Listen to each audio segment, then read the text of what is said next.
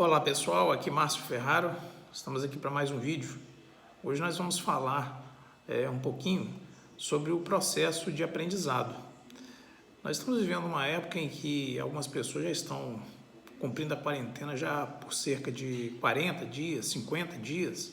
Algumas pessoas já estão há 60 dias em casa sem poder trabalhar, enquanto nós estamos vivendo aí a pandemia do coronavírus.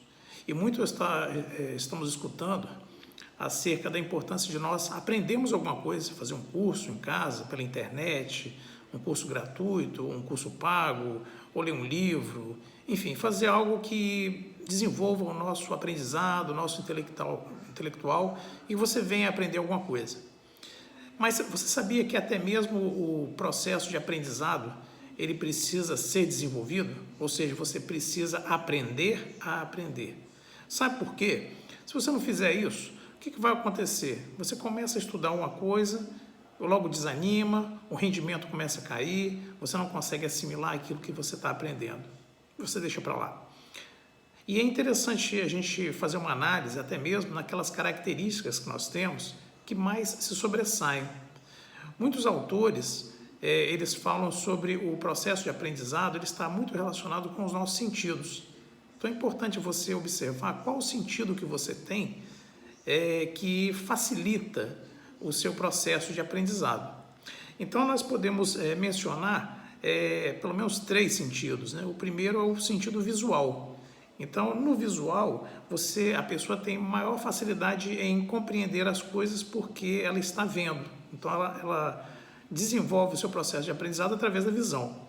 Depois você tem o auditivo. No auditivo, o próprio nome já diz, ela utiliza então essa facilidade de escutar, de ouvir. Então isso vai ser um elemento facilitador para o seu aprendizado. E o último é o sinestésico. O sinestésico, então, ele tem maior facilidade de aprender através da ação ou executando uma determinada tarefa, a execução de tarefas. Então é importante você refletir qual a melhor linguagem no processo de aprendizado que vai facilitar para você ter melhores resultados. Bom, então agora nós vamos exemplificar em cada um desses sentidos que nós temos como que seria o processo de aprendizado mais apropriado, vamos dizer assim. Então o primeiro deles no caso do visual. O visual então ele vai sempre procurar ter as coisas anotadas, num livro, num caderno, tudo bem organizado, de forma limpa. Ele vai estudar até mesmo no ambiente, ele vai se preocupar com o ambiente, um ambiente bem organizado, um ambiente climatizado, um lugar que ele vai se sentir bem, para que ele possa ali estudar e aprender. Ele também vai fazer uso de uma caneta marca-texto, ou um post-it, algo colorido que ele possa ali marcar durante a sua leitura, algo que ele possa deixar em evidência. E ele vai criar associações, mapas mentais, tudo aquilo que dê para ele algo de forma clara no seu processo de aprendizado. Então essas são algumas características do visual. No caso do auditivo, o auditivo então ele vai dar mais prioridade ao som. Então ele vai achar benéfico gravar um áudio ou escutar uma aula no YouTube ou no MP3, uma gravação de uma aula, ou ele vai compreender através de uma música, ele vai aprender algo através de uma música, ou ele vai aprender uma língua, desenvolver o aprendizado de uma língua escutando músicas, pela tradução. Ele então vai associar o som a um determinado processo. Então, numa sala de aula, geralmente a pessoa que é auditiva, ela senta lá na frente. Por quê? Porque vai facilitar o processo de aprendizado. Ela vai escutar muito mais próximo do professor do que aquele que senta lá na última fileira, no meio da sala. Então, o aprendizado dele se torna muito mais fácil.